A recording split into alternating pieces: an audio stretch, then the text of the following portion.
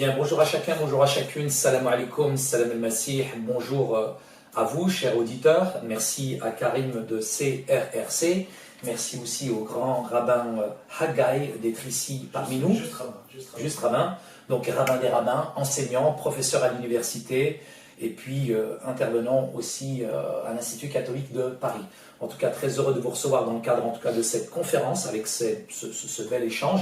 Donc ce qui est intéressant, c'est qu'en arabe on dit salam alaikum, que la paix soit sur vous, et je dirais en hébreu on va dire shalom aleichem, que la paix soit sur aussi vous deux, pour cette thématique aujourd'hui intitulée, et vous développerez plus amplement chacun d'entre vous, donc la nation islamique et la prophétie de Mohammed dans le texte, je dirais, biblique de notre époque. Un grand merci, donc la parole est à Karim, je pense qu'il va démarrer en tout cas cette introduction. Je te remercie Saïd déjà pour l'accueil, pour avoir organisé un petit peu aussi cet événement. Rav, shalom alecha, j'espère que tu vas bien. Salam alaikum, salam. Voilà, tout va bien. Donc voilà, on est là pour discuter d'un thème qui est quand même, à mon sens, important, qui est le fait de discuter de la prophétie de Mohammed, sallallahu alayhi wa sallam, que la paix et la bénédiction de Dieu soient sur eux. Pourquoi cette thématique? C'est très simple, c'est parce que l'un des points qui divise le judaïsme et l'islam, c'est vraiment cette thématique-là. Est-ce que le prophète Mohammed est oui ou non un prophète? Bien sûr. Et s'il est un prophète, est-ce qu'il est pour tout le monde ou est-ce qu'il est pour des gens spécifiques? Oui. C'est principalement ça, voilà la question. Et donc, voilà, je vais, on va dire, commencer par introduire, en fait, pour moi, la réelle problématique du sujet, qui se résume, je pense, en un seul verset. D'accord. Un verset qui est issu de la Torah, et qui dit, c'est dans le Nombre au chapitre 23, verset 19, que Dieu n'est pas un homme pour mentir, et qu'il n'est pas un fils d'homme pour se repentir. Lorsqu'il dit une chose, eh bien, il la réalise, et lorsqu'il annonce une chose, elle se réalise. Voilà le verset en gros. Donc, puisque Dieu ne peut pas mentir, je pense qu'on sera tous les trois d'accord sur la question, puisque Dieu, lorsqu'il fait des annonces, elles doivent se réaliser, sauf exception. Je donne un petit exemple rapide comme ça. Par exemple, on a le prophète Jonas qui a été envoyé aux Ninivites et il a fait une annonce de la part de Dieu comme quoi le Ninive allait être détruite. Mais puisque Ninive s'est repenti et est revenu à Dieu, alors il y a eu abrogation de la menace qui a été prédite et donc ça ne s'est pas réalisé. Mais c'est parce qu'il y a eu un changement dans la réalité. Si il n'y avait pas eu ce changement, ce repentir de la part des gens, la menace aurait été effective. Donc pour partir de ce postulat de base qui est que Dieu ne ment pas et ne peut pas ne pas réaliser ce qu'il a dit, et ben ça introduit en fait la thématique qu'on a actuellement, qui est que je considère personnellement le récit coranique comme étant vrai, si on part du principe que c'est Dieu qui l'a révélé, et qui annonce dans la sourate 7 au verset 157 que nous avons une trace à l'intérieur de la Torah et de l'Évangile. Bien évidemment, je ne vais pas parler de l'Évangile au rabbin, ça ne servira pas à grand-chose, puisque ce n'est pas du tout son support de croyance. Exactement. Donc on va rester focalisé sur la Torah. La Torah, très bien. Voilà, et c'est déjà très bien. C'est vaste. Donc la sourate 7, verset 157 nous dit que voilà, et ceux qui suivent le messager, soit des nations ou le prophète des nations ou le prophète illettré, qu'ils trouvent mentionné chez eux ou devant eux dans la Torah et l'Évangile. Donc on a une trace, en tout cas pour nous qui considérons le récit coranique comme une révélation divine, il doit y avoir une trace de Mohammed sallallahu alayhi wa sallam dans la Torah. C'est un débat. Pourquoi? Parce que déjà une prophétie, c'est pas quelque chose de tout à fait facile. On a besoin de savants, on a besoin de gens qui sont là pour pouvoir essayer de décortiquer un petit peu le tout. On va pas avoir marqué par exemple à propos de Jésus dans la Torah, Jésus, voilà, on vous l'annonce nominativement, ou Mohammed, etc. C'est un peu plus subtil que ça, il faut se creuser la tête et analyser. Donc c'est pour ça que je vais soumettre 3 points dans mon argumentation. La première, c'est, je vais parler de ce qu'on appelle, ce que moi j'ai appelé l'étrangeté du parallélisme entre Isaac et Ismaël. Le deuxième point, ça va être sur les caractéristiques prophétiques décrites dans la Torah, avec aussi l'ajout de, si on veut le rajouter, de la Torah orale et de ce que les Hachamim, les grands sages, etc., ainsi que les rabbins, les grands rabbins du judaïsme, ont rajouté comme critère. D'accord. Et le troisième et dernier point, c'est la grande annonce qui est faite à Ismaël, dans Genèse chapitre 17, verset 20. Donc, je vais commencer alors pour dire alors ceci. Maintenant, je vais me concentrer directement sur toi. Alors, moi, ce qui m'a vraiment frappé dans la Torah, c'est vraiment cette similarité, ces similitudes qu'on a entre Isaac et Ismaël. Je vais en décrire plusieurs, et moi, je veux vraiment qu'on discute sur ce point parce qu'il est très très important, même dans le dialogue islamo-chrétien, etc. Abraham, il a eu 8 enfants en tout. Sur ces 8 enfants, 2 seulement ont eu quelque chose de spécifique. Isaac et Ismaël.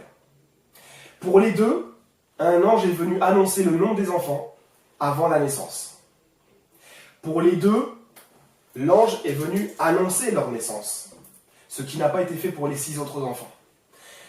Pour les 2, un ange est venu les sauver d'une mort in extremis. On a Isaac qui a subi ce qu'on appelle la Hakeda, donc on va résumer l'immolation qui devait être faite pour lui dans Genèse chapitre 22. Et on a Ismaël qui a été sauvé aussi par un ange dans Genèse chapitre 21 d'une mort assoiffée dans le désert. Parfait. Ouais. Donc ça veut dire que les 2 enfants ont été sauvés par Dieu. Ils ont été annoncés par Dieu. Les 6 autres enfants n'ont pas eu cette chose-là. Donc ça veut dire qu'on a des parallélismes qui sont vraiment importants. Mais ce n'est pas tout. Les 2 enfants ont eu des annonces. Ismaël a reçu une promesse, la promesse d'être une grande nation. Oui. Isaac a reçu la bérite, l'alliance. Oui. Et ce que le Coran reconnaîtra d'ailleurs. L'alliance a été faite par Isaac et sa descendance. Jacob, les prophètes, ainsi que les enfants d'Israël. Oui. Ils ont été tous les 2 circoncis. Je vais même dire que Ismaël a été même circoncis avant Isaac puisqu'il n'était même pas né. Tout à fait. Donc ça veut dire qu'il est entre guillemets rentré dans les critères de l'alliance, puisqu'on va dire que Dieu nous explique que cette alliance avec les enfants d'Israël, elle tenait par le pacte de la circoncision. Et donc comme il a été circoncis avant, on peut dire qu'il est rentré dans l'alliance avant. Mais comme en fait il faisait partie de ce qu'on appelle el Beit, les gens de la maison d'Abraham, et ben c'est pour cela qu'il a été circoncis comme les autres personnes qui étaient dans la maison. On a eu d'autres choses qui sont importantes, c'est que en fait par Ismaël on a une lignée prophétique et par Isaac on a une lignée prophétique. La lignée prophétique par Isaac, c'est simple, c'est une lignée israélite continue. Plein de prophètes qui sont venus du premier des prophètes, mais on va dire comme on parle de la Genèse, on va dire d'Abraham. À ce point-là, on a eu donc Isaac et on a toute une lignée prophétique jusqu'à, alors nous, on va pas être d'accord, on va dire jusqu'au Messie, Jésus, paix sur lui, voilà, mais après on a voilà, le brisement de l'alliance que nous on considère ici. D'accord. À partir du moment qu'on rejette le Christ, le Messie, à ce moment-là, il se passe autre chose. Et bien de même, on a une lignée prophétique entre Ismaël et Mohammed. Il n'y a eu qu'un seul messager entre les 2. D'accord. Et Mohammed, en fait, termine l'accomplissement prophétique selon la vision islamique. D'accord. De tout ça, oui. Il y a d'autres choses qu'il faut rajouter. On a par exemple Israël et Ismaël qui tous les 2 ont le nom de Dieu à l'intérieur de eux. Oui. Dieu entend. Voilà, et donc c'est très très important puisque c'est pas. Voilà, c'est mon constat, c'est que Dieu ne fait pas les choses au hasard. Il doit y avoir quelque chose de très important pour que Ismaël ait à l'intérieur de son nom, et donc de la communauté qui va le suivre, ait bien le nom de Dieu. De même pour Israël. On a aussi le fait que Israël a eu 12 enfants, qui a donné 12 tribus. De même, Ismaël a eu 12 enfants, et ça a donné 12 tribus. Les 2 se réclament d'avoir eu ce qu'on appelle un temple. On a eu le temple de Jérusalem, Beit HaMikdash, ou Beit el-Maqdis, selon comment on veut le prononcer en hébreu ou en arabe. Ensuite, on a eu le temple en lui-même, donc on a Jérusalem la ville plus le temple, et on a aussi, nous, la Mecque et la Kaaba. On voit des similitudes. On a aussi le fait qu'ils ont eu tous les 2 des lois. On a la loi mosaïque, qui a été donnée aux enfants d'Israël, et on a la loi islamique qui a été donnée par le prophète Mohammed, que la paix et la bénédiction de Dieu soient sur lui. On pourrait rajouter quoi? On pourrait rajouter que les 2 ont eu une qibla, une direction. On a eu le temple de Jérusalem, et nous on a la Mecque avec la Kaaba, au niveau de la prière. On a eu aussi le fait que on a eu deux systèmes systèmes sacrificiels, tous les deux aussi. On a eu le système de sacrifice via le temple de Jérusalem, et on a le même système sacrificiel qui est rapporté aussi dans le Coran et qu'on accomplit aussi à la Mecque ou ailleurs. On va dire que c'est les similitudes principales. Oui. D'accord ? Les deux enfants ont tous les deux enterré leur père. Il n'y a pas eu un rejet spécifique ou autre. Et ce qui est étrange, c'est que les 6 autres enfants n'ont rien reçu de toute cette chose-là. Donc il y a quelque chose de très spécial ici, entre Isaac et Ismaël. Oui. Ça, c'est quelque chose que dans la Torah, peut-être que je me trompe, mais ça a l'air catégorique. Ça veut dire que ce sont des faits. Oui. Ensuite, après avoir défini cette chose-là, il y a ce que j'appelle moi les spécificités. Ça veut dire que par exemple, Isaac a eu des spécificités que Ismaël n'a pas. Et inversement, Ismaël a eu des spécificités que l'autre n'a pas. Isaac a eu des choses très importantes. Il a eu le fait qu'il a eu ce qu'on appelle la bérite, l'alliance. Ismaël ne l'a pas eu, dans le sens que ça a été fait pour les enfants d'Israël ensuite. D'accord ? C'est par sa descendance à Isaac que les choses vont s'accomplir. Il bénéficie de promesses. Ça, je reviens sur ça, parce que c'est une lecture exclusiviste de l'Alliance et qui est souvent erronée. Pas de problème. Un gars, il pourra développer là. Pas de problème. Ensuite, on a le fait que... je disais quoi ? Oui, il a eu l'alliance. Il a eu l'alliance et Ismaël a eu des promesses. Voilà. Ensuite, comment il s'appelle ? Isaac, et sur lui, a eu un grand festin lorsqu'il a été sevré. Ismaël n'a pas eu cette chose-là. Le nom de la mère de Isaac a été changé. On est passé de Sarai à Sarah. Et le père aussi, Abraham, c'était Avram est devenu Abraham. Le nom de la mère de Ismaël n'a pas eu son nom changé, bien que dans le judaïsme, il y a une petite variante par rapport à cette chose-là, par rapport à une autre femme qui apparaît aussi dans la Genèse, qu'on appelle Ketura. Oui. Et on essaye de faire dire que ce sont les deux mêmes personnes. J'ai pas été très convaincu par cette chose-là. C'est pas tout le monde. Ouais, c'est pour ça que j'ai dit. Oui, il y a plusieurs écoles de théologie. Exactement. C'est un midrash. Ouais, exactement. Alors, ensuite, il y a eu d'autres spécificités, mais ce sont des choses qui s'arrêtent à là. La plus importante étant l'alliance. Oui. Ismaël a reçu aussi des spécificités que Isaac n'a pas reçues. Le premier, pour moi, c'est le fait que déjà, c'est le premier qui a reçu, dans toute la Bible, qui a reçu le fait d'avoir son nom qui a été annoncé avant sa naissance. C'est le premier à avoir été annoncé comme étant une future grande nation. Oui. C'est le premier à avoir été un enfant circoncis. C'est le premier qu'on a béni parmi les enfants qui existent dans la Bible. On a d'autres personnes qui sont apparues auparavant, comme les enfants de Noé, etc. Mais la bénédiction n'est apparue qu'après. C'est-à-dire que c'est au chapitre 9 de la Genèse, après le déluge. Et ils avaient déjà plus de 100 ans. Puisqu'entre la naissance de Sem, Japheth et de Cham, et le déluge, il y avait déjà 100 ans. Et c'est venu après cette bénédiction. On voit que le texte de la Genèse à propos d'Ismaël lui donne cette bénédiction très tôt. On voit aussi que c'est le premier enfant qui a été sauvé. Je dis bien enfant. Je ne parle pas du sauvetage des enfants de Noé aussi, mais je suis beaucoup plus âgé.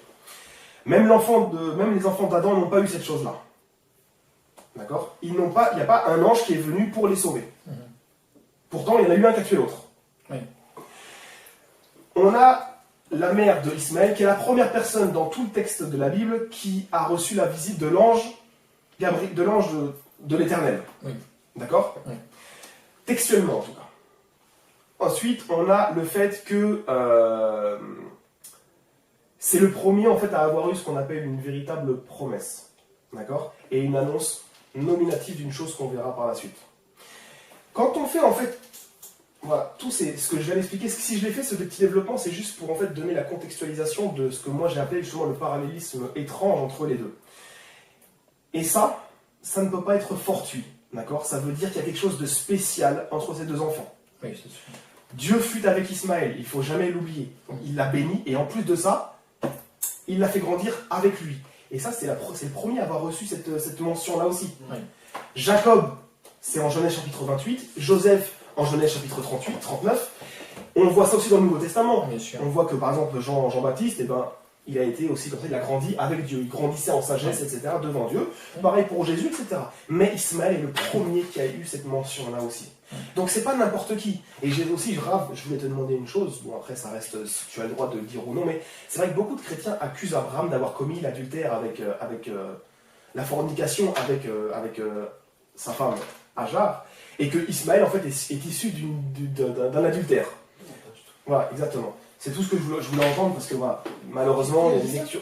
Il y a beaucoup de chrétiens qui disent ces choses-là. Les chrétiens disent ça? Beaucoup de chrétiens, beaucoup, pas tous, mais beaucoup de chrétiens disent cela en ne comprenant pas, pour moi, que Agar était la femme d'Abraham. C'était une femme. C'était certes une concubine, ce qu'on appelle en hébreu Pilegesh, exactement. Donc, c'est une concubine. Mais c'est un vrai contrat du mariage. C'est une femme réelle. Qui n'a pas exactement le même au niveau le statut. Des liens qui unissent le mari et la femme, c'est des liens moins forts. C'est un petit mariage. Il y a le grand mariage et il y a le petit mariage. Donc, Pilegesh, abusivement traduit par concubine, mais concubine, ça implique peut-être fornication, tout ça. Ici, non, c'est très très légaliste. Il y a un contrat, il y a quelque chose. Simplement, c'est plus facile à casser qu'un mariage, un grand mariage. Voilà. Donc, Pilegesh, il faudrait traduire par petit mariage. D'accord. Très bien. Bah, justement, c'était juste sur ça que je voulais mettre, on va dire, un terme, parce que malheureusement, il y a beaucoup de gens qui, je ne vais pas dire, nagent dans l'ignorance et ils sont prêts à maudire Abraham, parce que c'est pour moi le fait qu'ils disent qu'il a commis l'adultère, c'est énorme. Sarah elle-même qui lui a donné. Exactement, oui, tout à fait, c'est clair dans le texte. C'est clair. C'est clair. Après, chacun interprète comme il veut, malheureusement. Bien sûr. Il y a des interprétations qui sont dans l'esprit du texte, et il y a des interprétations qui sont n'importe quoi, donc ils sont dénoncés ce qu'est n'importe quoi. Tout à fait. Donc voilà, donc ça j'ai posé les bases entre Isaac et Ismaël. Maintenant, c'est pas tout. La première des choses, c'est que on va reprendre l'annonce qui a été faite dans Genèse chapitre 17, verset 20. Tout d'abord, ça commence en Genèse chapitre 16, où l'ange de l'Éternel, que je considère être l'ange Gabriel, va venir en fait annoncer à la mère de Ismaël qu'on va le multiplier énormément. Et ça, c'est une annonce de futur. Et c'est pas normal qu'on vienne dire à n'importe qui une annonce comme ça. D'accord? C'est-à-dire qu'il joue un rôle, il y a quelque chose. Et ça, c'est avant sa naissance. Et c'est pas le seul. On prend Jérémie, au chapitre 1, verset 5, on voit qu'il y a eu la même chose. Dieu dit à Jérémie, avant que tu ne fusses dans le ventre de ta mère, je t'avais déjà établi prophète pour les nations. Donc ça veut dire que déjà avant, Dieu prévoit des plans. Et qu'on voit la réalisation que plus tard. Donc là, le fait qu'un ange de l'Éternel vienne annoncer à Hajar cette chose-là, ça a quelque chose de très fort. Surtout dans les annonces qui sont faites dans l'Ancien Testament, on voit que c'est jamais n'importe qui a une annonce. Deuxièmement, au chapitre 17, cette annonce, là Ismaël a grandi, elle devient plus apparente. Là, Abraham demande à Dieu, en gros, de prendre en considération Ismaël. Et l'Éternel va répondre via un ange en disant que Ismaël, je le bénirai, ou je l'ai béni. Il deviendra une grande nation. Il engendrera 12 princes, c'est les 12 fils qu'on va retrouver dans la Genèse chapitre 25, mais c'est surtout cette histoire de grande nation. Historiquement, bibliquement et historiquement, en fait, ça ne s'est pas réalisé avant l'annonce du prophète Mohammed et son arrivée. Et c'est sur ça qu'en fait, moi, je me focalise au niveau argumentaire pour pouvoir donner un argument sur trouver Mohammed dans la Torah. C'est-à-dire, on a une annonce. Cette annonce, elle n'a pas été effective auparavant. On va aller un peu plus loin que ça. Cette annonce, dans le judaïsme, il y a divergence sur la question. Il y a de très très grandes autorités qui ont admis qu'il s'agissait de l'annonce de Mohammed et de la nation islamique. On a par exemple le fils de Maïmonide, Abraham ben Maïmoun, qui a reconnu qu'ici il s'agissait de l'annonce de Mohammed et de sa communauté. On a Nathanaël Fayoumi, le grand savant yéménite, qui a reconnu la même chose. Il y a une nuance qu'on va voir après pourquoi ils ne l'ont pas accepté. Ensuite, on a par exemple le Rabbi Bechaï. Rabbi Bechaï, c'est une grande autorité du XIIIe siècle. Cette personne-là aussi a repris une parole de Rabbi Hananel au XIe siècle. Et ça se trouve vous pouvez trouver toute cette chose-là dans le commentaire du Chumash aux éditions Edmond J. Safra, à la page 79, édition 2014, qui rapporte la parole de Rabbi Hananel et on va dire, le témoignage de Rabbi Bechai.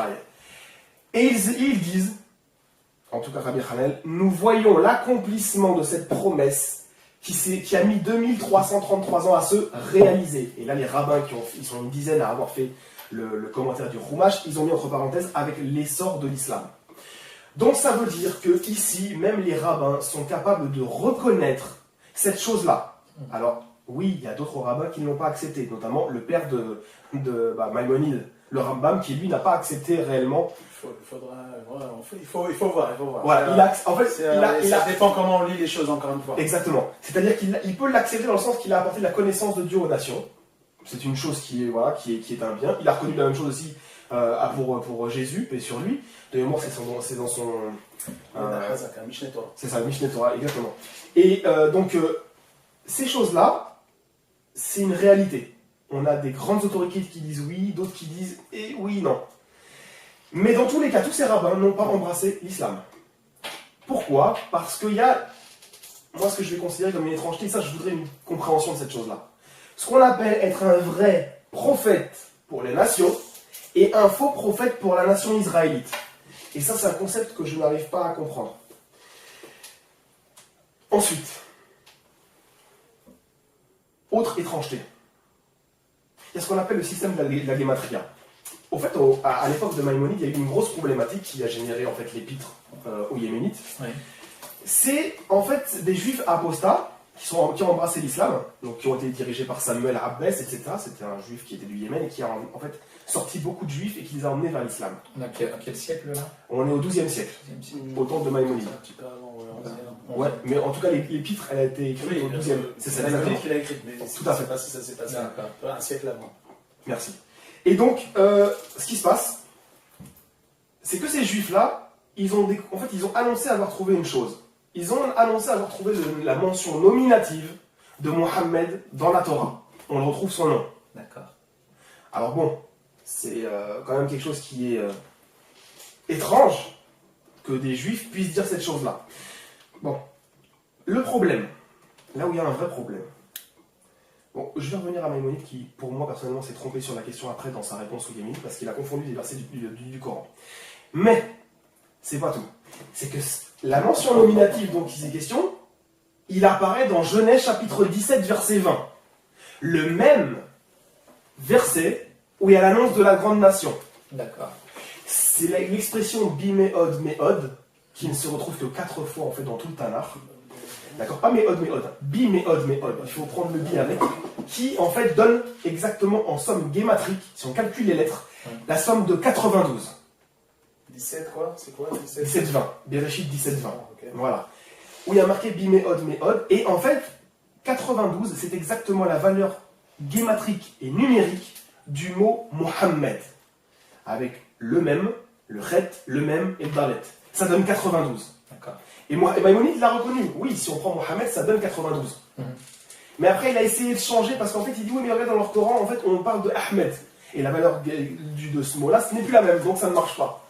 C'est le problème l'erreur qu'il a fait. Oui. On ne peut rien prouver par les valeurs numériques. Les valeurs numériques, on dit, c'est ce qu'on appelle parperot la chokma en hébreu. C'est-à-dire que ce sont des apéritifs pour la science, pour la sagesse. Et Ani, quand on a quelque chose à prouver, s'il y a une valeur numérique, c'est un plus. Exactement. Ceci dit, la valeur numérique en elle-même, ça ne veut rien dire, parce qu'on peut tout calculer. Et la preuve, c'est qu'il y a des apostats juifs qui sont convertis au christianisme au Moyen-Âge et qui ont sorti des bouquins entiers de guématrie pour prouver que Jésus était le Messie, etc. Bon, ça ne prouve rien. Oui. Une guématrie, elle n'est pas là pour prouver, elle est là pour appuyer un enseignement du type midrashique, toujours dans le midrash, mais on n'est pas dans le droit canonique. On ne peut pas tirer de droit canonique d'une guématrie, c'est pas possible. Ça, je suis d'accord. C'est juste, mais que Mohammed soit la même guématria que Bim'od Me'od, tant mieux, ça prouve bien que l'un est l'accomplissement de l'autre. Exactement. Et justement, c'est ça que, en fait, comme appui secondaire, parce que c'est pour ça que j'ai bien dit que c'était ce second système guématrique, c'est que cette grande nation, il y a cette histoire de guématrie qui marche. Premier point, et il me reste un troisième, c'est que il y a des parallélismes, des sacrés points explosifs. Parallélisme et annonce. Le dernier point que je voudrais par rapport aux prophètes de l'islam, en fait, ce serait ce qu'on appelle les caractéristiques prophétiques. En fait, l'Éternel nous dit dans Deutéronome chapitre 13 et chapitre 18, il nous donne des critères pour reconnaître un vrai et un faux prophète. Donc ça veut dire que ce prophète-là, pour être reconnu comme un vrai prophète, il faut qu'il appelle à la connaissance de Dieu, avant l'unicité. Pourquoi ? Parce que c'est un Dieu qu'on connaît. On ne va pas prêcher un Dieu inconnu ou un nouveau Dieu. C'est le Dieu que les enfants d'Israël ont toujours connu, ceux des pères avant la Torah. Oui. Il faut qu'il prêche un seul Dieu, sinon c'est un faux prophète. Il faut qu'il prêche, en fait, s'il fait un miracle ou s'il fait une annonce prophétique, c'est pas une obligation, mais si elle se fait, il faut qu'elle se réalise et qu'en plus elle ait été faite au nom du seul vrai Dieu. Si on fait ça au nom d'un faux Dieu ou autre, c'est un faux prophète et son signe peut se réaliser comme il ne peut pas se réaliser. C'est ce que nous dit Deutéronome chapitre 13. Les miracles, c'est la même chose. Et pour les annonces prophétiques, comme les annonces prophétiques, eh ben, elles ne sont pas obligées de se réaliser comme j'ai dit tout à l'heure, avec le cas de Jonas. Parce qu'elles sont liées à certaines circonstances. Exactement. Tout à fait. Les circonstances sont remplies alors, mais sinon, alors voilà. Ensuite, il n'a pas le droit de s'approprier un message qui n'est pas le sien. Oui. S'il dit une parole que l'Éternel ne lui a pas dit, ça c'est dans Deutéronome chapitre 18, versets 20 à 22, alors c'est un faux prophète. Soit il invente, soit il ment, soit il s'accapare une parole, un message qui ne lui était pas destiné. Et il va le prêcher lui-même, alors que ce n'est pas pour lui. C'est un faux prophète. Qu'est-ce qui se passe quand on a un faux prophète ? On a par exemple l'exemple le plus, on va dire, je ne vais pas dire le plus frappant, mais en tout cas dans le texte du Tanakh, de l'Ancien Testament, on a Jérémiaou qui fait un débat prophétique, on va dire ça, avec Anania, dans Jérémie chapitre 28, où en fait, il y en a un qui est un vrai prophète de Dieu et l'autre qui est un faux prophète. Et le faux prophète, il lui arrive quoi ? Il meurt le 7e mois de l'année. Comme Jérémie lui a annoncé de la parole de l'Éternel. Donc, 2 mois après l'annonce, il meurt. C'est exactement ce qui est dit dans Deutéronome. Le faux prophète, soit il meurt par le peuple, il lui arrive quelque chose, le peuple, ou alors il est jugé ou autre, etc. Ou alors, Dieu le met à mort, par une circonstance, une maladie, ou alors, il va mourir, dans tous les cas. Ça, c'est pour les critères de Deutéronome, de la Torah. Ensuite, il y a autre chose. Il y a ce que les savants d'Israélites ont rajouté comme complément. On a par exemple le fait que ce soit un ange qui révèle, sauf pour Moïse, et sur lui, mais sinon c'est un ange qui doit venir et qui doit soit apparaître en vision ou autre, en rêve, etc. et qui va faire des révélations. D'accord ? Comme l'ange Gabriel. Exactement. De toute façon, pour nous, c'est l'ange Gabriel, et je ne pense pas que ce soit aussi différent pour les rabbins. Pourquoi ? Parce qu'on a l'exemple parfait dans Daniel chapitre 10, où en fait c'est l'ange Gabriel, c'est nominatif, c'est nommé, qui vient et qui fait une révélation à Gabriel. Qu'est-ce qui lui à Daniel. Qu'est-ce qui lui arrive ? Exactement ce qui arrive en général aux prophètes. Tremblement, perte de force. On a des symptômes traumatiques qui sont là. On a par exemple le fait qu'il a des crispations, convulsions, etc. Comme une forme de crise épileptique, mais qui n'en est pas une. Pourquoi ? Parce que le cœur, on va dire. Voilà. Eh bien, le cœur y est toujours. Il est concentré au maximum sur la révélation et il imprime ce qui se dit. Pourtant, le physique, lui, ne tient plus. C'est trop lourd pour lui. Et donc, ce qui se passe, c'est que on a ces trucs-là. On a d'autres choses encore. On a le fait, par exemple, qu'il a le droit, en tant que prophète, de transgresser la loi, temporairement, pour un but précis. C'est-à-dire, on va donner des exemples, on a Josué qui a pris Jéricho un jour de Shabbat. À la base, ça n'a pas le droit. Mais, il l'a pris, et il a outrepassé les limites pour un bien, enfin une cause, on va dire, je ne vais pas dire meilleure, mais voilà, un cas de force majeure. On a Élie, qui a fait un sacrifice en dehors de Jérusalem, qui n'avait pas le droit. Et il l'a fait sur le mont Carmel, mais c'était pour confondre les faux prophètes. Et donc on se rend compte en fait que le prophète vrai peut transgresser la loi temporairement. Par contre, il n'a pas le droit de transgresser le premier interdit qui est le shirk. Il n'a pas le droit d'outrepasser l'unicité. S'il prend des divinités ne serait-ce qu'une fraction de seconde en tant que Dieu ou qui prêche cela, c'est un faux prophète. Enfin, en tout cas, il rentre dans la fausse prophétie à partir de cet instant-là. On a le fait Non, ça suffira en tout cas pour les critères prophétiques. Juste voilà, ce qu'il faut dire c'est quoi? C'est que Mohammed, en tout cas dans ce qui nous est rapporté, ne contrevient à aucun des critères prophétiques qui sont énumérés. Tout ce qui a été dit lui est arrivé. L'ange Gabriel, les symptômes, etc. de la révélation, le fait qu'il a prêché un Dieu, la connaissance de Dieu, le même Dieu que les enfants d'Israël ont toujours connu, le fait qu'il a enlevé 360 idoles à la Mecque. Elles ne sont jamais revenues. Pas une seule idole n'est revenue dans le territoire islamique, là où il y a la Mecque. Les enfants d'Israël ont essayé de faire cette chose-là, pour bien moins de Dieu que ça. Et pourtant, à travers leur histoire, eh bien, ceci est revenu. Donc, il y a quelque chose qui n'est pas normal. C'est-à-dire que Dieu a renvoyé des messagers justement pour rappeler le peuple d'Israël. C'est pour ça aussi, entre guillemets, que le premier temple a été détruit. C'est à cause, en partie, de l'idolâtrie dans laquelle certains sont tombés. Pourquoi la dernière nation n'a jamais subi cette chose-là? Pourquoi Mohammed n'a pas eu cette problématique-là? Et pour conclure, je dirais que, voilà, on a toute cette problématique et je veux comprendre pourquoi les gens ne viennent pas à l'islam avec toutes ces choses. Voilà. Super, un grand merci Karim en tout cas pour, je dirais, cet exposé à peu près qui se situe en 3 points. Et je pense qu'on est vraiment heureux dans cette approche et dans cette analyse que tu as faite, dans cette étude comparative qui est approfondie, qui est recherchée. Et puis Rabbin Haggai, en tout cas, on est aussi content. Je pense que tu vas soulever pas mal de points, décortiquer pas mal de choses. Je pense que tu as des arguments aussi qui sont intéressants aussi à développer. Inch'Allah. Donc, shalom alaykum wa rahmatullahi wa barakatuh. Que la paix, la miséricorde et la bénédiction divine vous accompagnent. En arabe, salam alaykum wa rahmatullahi wa barakatuh. Beshem Adonai Rahim wa Hannoun Na'as al-Nasiyah. Bismillah. Donc d'abord merci Karim pour cette invitation à une discussion qui aborde des sujets importants, voilà, fraternels bien évidemment, qui aborde des sujets importants et il faut bien comprendre qu'on n'est pas du tout dans une polémique ici. Absolument. Au contraire, on est vraiment dans une volonté de comprendre qu'est-ce qu'il y a chez l'autre. Et d'amener la lumière de manière à apaiser les cœurs, parce que souvent on a une vision politisée des relations entre le judaïsme et l'islam, ce qui n'est pas du tout le cas, notre cas en tout cas, et ce qui ne devrait pas être le cas dans le cadre d'un dialogue entre religions, sachant que, je dirais même dans l'absolu, il n'y a pas vraiment de religion différente.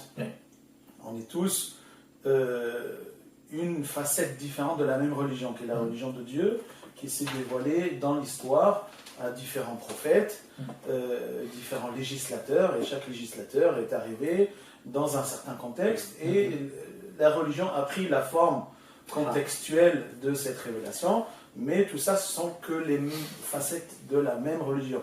Et donc, en fait, ce qu'on essaye de retrouver vis-à-vis de ce dialogue, c'est justement cette racine de nous sommes en effet bien pratiquants de la même religion qui vient du même Dieu sous une forme différente, et si on a des divergences, il faut se dire peut-être qu'est-ce qui se passe ici, et on va les approfondir. C'est bien, c'est excellent. Bismillah. Donc ce que j'aurais aimé revenir, donc c'est sur la nation, d'abord la nation musulmane. Alors là j'allais dire, tu as magistralement exposé ce qui était dit dans la Torah. Oui, en effet, donc dans la Torah, la bénédiction d'Ismaël se réalise dans la Ummah islamique. Donc elle est là, il n'y a pas de problème. Donc j'allais dire, il n'y a même pas polémique. On ne peut être que d'accord, et bien évidemment, et puis comme tu as cité tous les rabbins qui en parlaient, il suffit d'ouvrir le Chumash, la Torah, notre Torah, et de voir les commentateurs, et tout le monde le dit. Donc voilà, on est déjà, on tourne une page. Maintenant, j'allais dire, il y a, avant d'aborder la problématique entre guillemets de la prophétie de Mohammed, il faudrait revenir sur ce concept de Berit, d'alliance. Berit en hébreu. Alors souvent, on a une lecture exclusive de l'alliance. L'alliance, elle a été établie entre Dieu et les enfants d'Israël, et les autres, il n'y aurait pas d'alliance. C'est-à-dire qu'il y aurait un côté exclusif à l'alliance. Ça, c'est une lecture qui est erronée, qui est mal comprise. Pourquoi? Parce que, tout simplement, la Torah est autoréférente. La Torah, elle parle d'elle-même. Donc la Torah, c'est cette révélation prophétique donnée à Moïse et puis aux autres prophètes après, paix sur eux. Et cette Torah, elle parle d'elle-même en fait. C'est-à-dire que le peuple d'Israël, les descendants d'Abraham, Isaac et Jacob, c'est surtout à partir de Jacob, donc Jacob qui est aussi appelé Israël, donc les bénis Israël, les enfants d'Israël, la famille de Jacob, c'est à eux que s'adresse la Torah. Donc ils ont été choisis pour la Torah. Donc, alors, on peut revenir sur le... Moi, j'aime pas parler de peuple élu. C'est souvent c'est dans les chrétiens ou en français, on dit la primauté peut-être. Élection, Ça, de nos jours, ça veut dire autre chose, n'est-ce pas, Saïd? L'élection, ça veut dire autre chose. Je suis en plein dedans. Élection, ça veut dire que quelqu'un vote, donc personne n'a voté pour nous. Si c'est Dieu lui-même qui nous a choisis. Donc en hébreu, c'est plutôt le choix. Donc nous avons été choisis, la famille de Jacob, les enfants d'Israël, ont été choisis pour recevoir la Torah. Donc la Torah, elle parle de ce choix. Donc elle parle de cette alliance. Mais bien évidemment que Dieu lui-même choisit chaque peuple est choisi. Simplement, il ne s'est pas marqué dans la Torah parce que la Torah, elle parle du choix des enfants d'Israël, de la famille de Jacob, vis-à-vis de la Torah elle-même. Mais chaque peuple est choisi. De toute façon, il y a eu des prophètes des nations aussi. Et donc, oui, il y a une alliance avec Ishmaël, et il y a une alliance qui continue, qui prend forme dans la révélation du Coran et dans la création de la Ummah. Donc c'est évident qu'on est dans une perspective d'alliance. Alors c'est pas écrit noir sur blanc, c'est une compréhension de l'esprit du texte que il faut justement éviter d'avoir une compréhension, une vision, une compréhension littérale, exclusiviste de cette notion d'alliance. Attention. Donc nous sommes choisis, mais pas de manière exclusive. Ça ne nous rend pas meilleurs et ça ne nous rend pas les seuls. Tout le monde est choisi, chacun pour son choix, pour son plan divin, et on n'est pas meilleur que les autres parce qu'on a été choisis. On a tous été choisis de toute manière. C'est une grosse responsabilité en plus d'avoir été choisi. Exactement. Surtout que notre responsabilité en tant qu'enfants d'Israël, c'est que nous soyons un peuple saint, un peuple, une nation de prêtres. C'est que ça veut dire quoi, une nation de prêtres? Ça veut dire qu'on doit être au service de l'humanité. Au service de l'humanité, pas seulement pour parler du message du monothéisme, parler du Dieu un, mais c'est vraiment être au service, soutenir l'humanité dans ses épreuves. Et ça, je veux dire, ça c'est une grosse responsabilité. Donc voilà, c'est ça le bémol que j'aurais aimé mettre sur cette notion d'alliance, la bérite. Oui, il y a une bérite spécifique, une alliance spécifique avec les enfants d'Israël vis-à-vis de la Torah, mais il y a une alliance, chaque Dieu fait des alliances avec des peuples, avec chaque peuple. Donc voilà, ça c'est, je pense que c'était important que je revienne dessus. Alors, après il y a cette histoire aussi donc, de reconnaître la prophétie de Mohammed. Est-ce que Mohammed, paix sur lui, est-il un prophète ou non? Alors, nous avons le verset qui est très très important. Qu'il a cité. Hein. Ouais. Non, il n'a pas cité celui-là, il a dit voilà. Donc c'est dans Devarim, donc dans Deutéronome 34:10. Et donc il ne se lèvera pas encore en Israël, donc dans la famille de Jacob, un prophète comme Moïse. Qu'est-ce qu'il a Moïse de spécial? C'est ce qu'on appelle Mehuqaq. Mehuqaq, yani législateur. C'est ce qui correspond au Rasoul en arabe. Donc nous n'aurons pas d'autre Rasoul. Mais le verset dit Bé Israël. Et les commentateurs sur ce verset-là, il suffit d'ouvrir le Chumash, disent oui, en Israël, il n'y en aura pas d'autre, mais en dehors, oui, il n'y a pas de problème. Et c'est ça la beauté, j'allais dire, du fait que Dieu est un Dieu hayy, qu'on appelle vivant. C'est-à-dire que le lien qu'il établit avec ses créatures, nous les hommes, les êtres humains, ils ne seront jamais.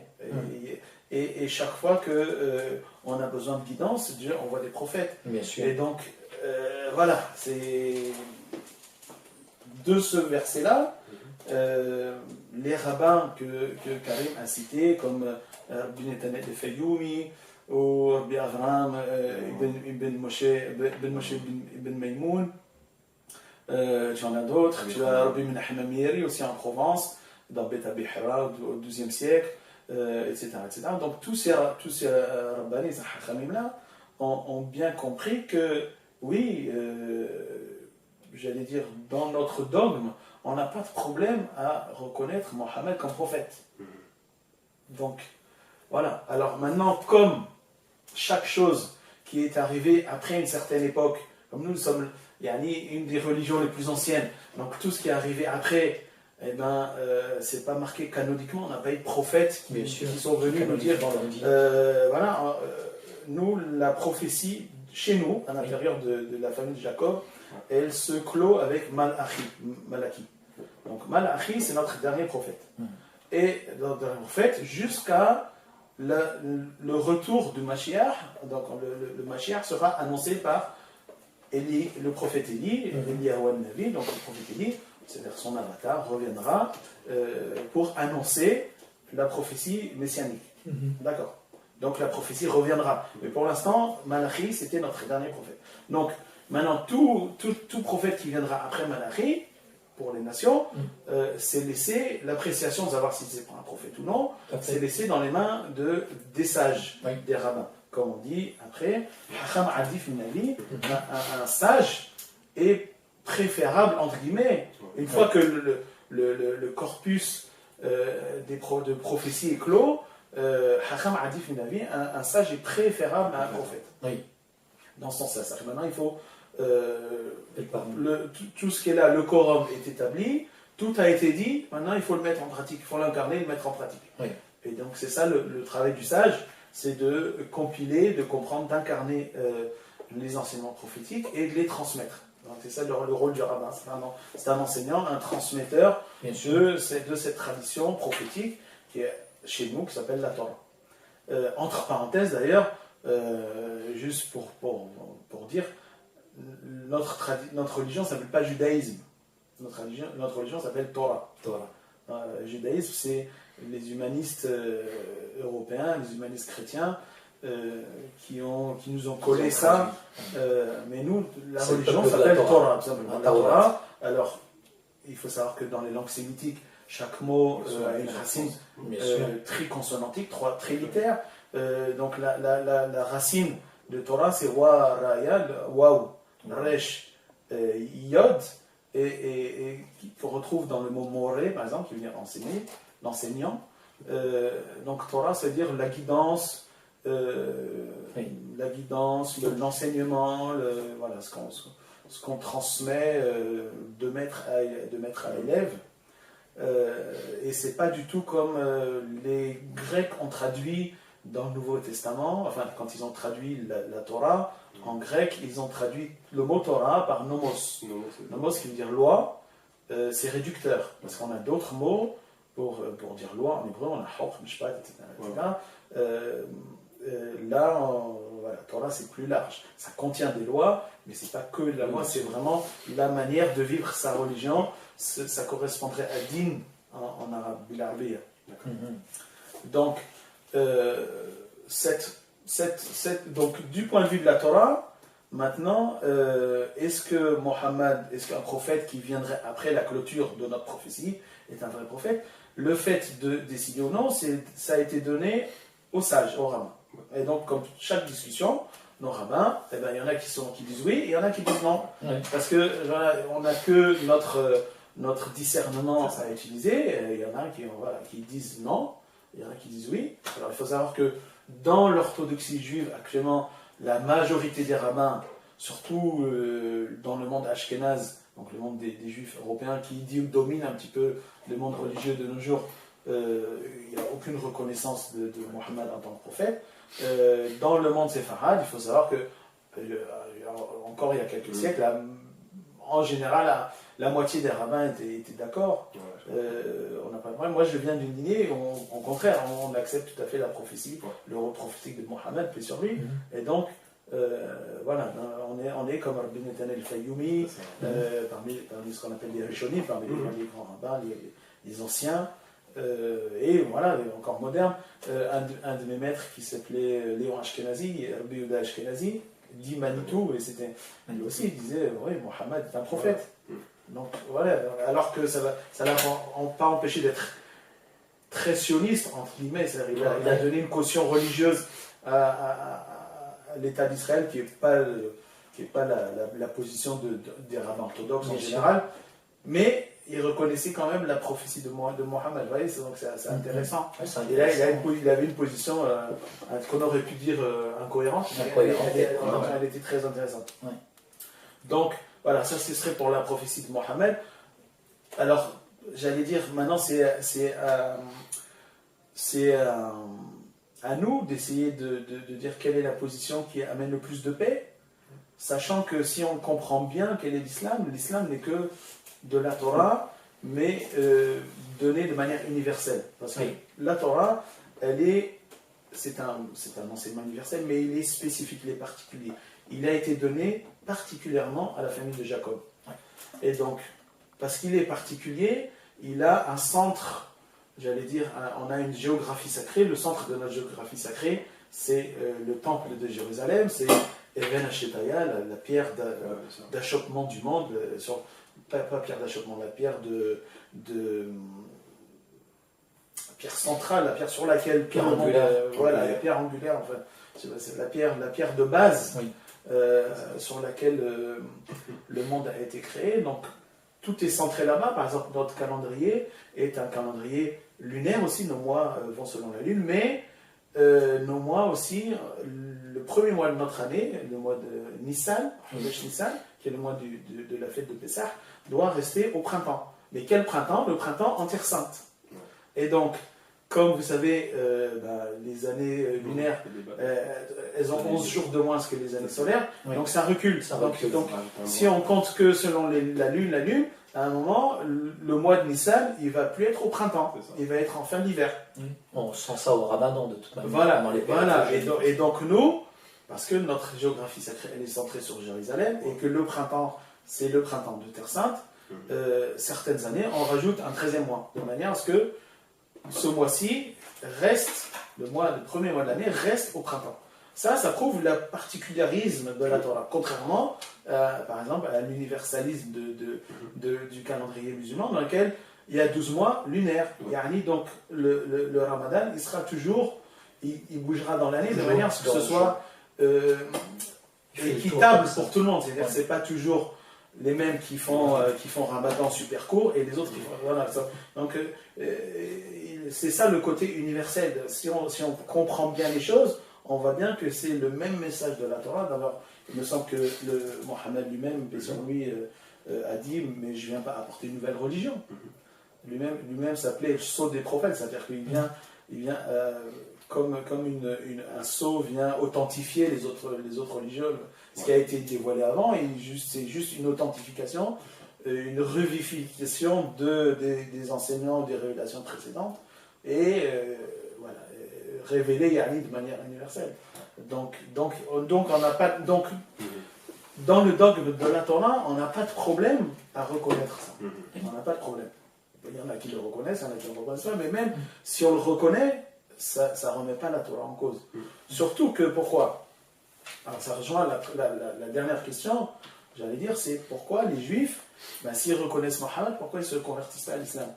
Mais dans le Coran lui-même, on ne nous a pas demandé de nous convertir, c'est-à-dire d'accomplir nos rites religieux selon la révélation coranique. Vu que l'islam, vu que le Coran lui-même, l'islam lui-même, nous exhorte à être authentique avec notre Torah. Donc nous sommes selon cette lecture, parce que bien évidemment, il y a encore une fois, c'est comme chez nous, il y a plein de lectures différentes, donc il y a des lectures très ouvertes et des lectures très fermées. Donc si on lit les lectures fermées, une fois que la prophétie de Mohammed est arrivée, plus personne doit pratiquer selon les anciens rites, on doit tous prendre les nouveaux rites coraniques, et il y a une lecture qui, même si la prophétie est arrivée, elle n'est pas arrivée pour les anciens. Et la preuve, c'est que dans le Coran, il y a une exhortation même Sur les gens du livre, il a le critère. aux enfants d'Israël, aux Juifs, de dire, mais respectez votre Torah. Si on reproche à quelqu'un de ne pas avoir respecté sa Torah, c'est bien qu'il doit la respecter. Alors, je veux dire, sinon, c'est pas cohérent. Voilà, ça fait partie du sens du texte. Donc, j'allais dire surtout qu'il y a d'autres versets du Coran, enfin, de nombreux versets qui disent chacun ses pratiques.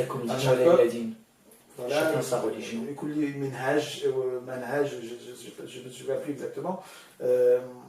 Donc, il y a toujours cet appel à la diversité, cette reconnaissance de la diversité. Oui, la diversité. Et comme nous, dans notre Torah, on dit il n'y a pas de raison de plus être fidèle à la Torah de Moshe Rabbeinu, parce que le Coran ne nous demande pas de l'abandonner. Donc, on accepte le Coran tel qu'il est parce que lui aussi nous accepte tel que nous sommes. Oui. Et nous non seulement nous légitimise, mais en même temps nous efforce de nous rappeler, les enfants, respectez la Torah telle qu'elle est. Tout à fait. Ouais, ça. Et je pense que c'est ça la base d'une relation saine entre les juifs et les musulmans, c'est-à-dire de reconnaître la légitimité de l'autre, chacun dans sa religion. C'est-à-dire que quand on a compris que nous ne sommes que deux facettes de la même pièce, de la même révélation divine qui prend deux aspects différents, mais que la structure est la même, que l'enseignement est la même, que la révélation est la même, que tout amène à servir Dieu, à adorer Dieu, à se rendre meilleur. À ce moment-là, je veux dire, on ne peut vivre qu'ensemble et qu'en paix, et que se soutenir l'un l'autre et dans la pratique religieuse de l'un de l'autre.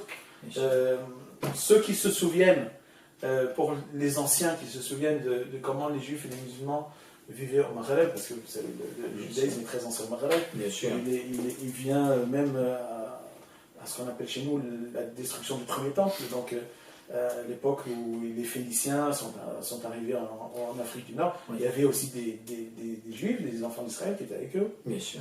Donc il y a des synagogues très très anciennes, les communautés qui sont implantées, surtout à l'époque romaine, après l'époque phénicienne. Donc quand l'islam est arrivé au Maghreb, en Afrique du Nord, ils ont rencontré des gens qui étaient déjà juifs, des personnes locaux qui ça faisait déjà un bon millénaire au minimum qui étaient déjà là. Certains ont embrassé l'islam, d'autres sont restés juifs, et il y a eu une conscience très forte pendant plusieurs siècles, peut-être même un millénaire et plus,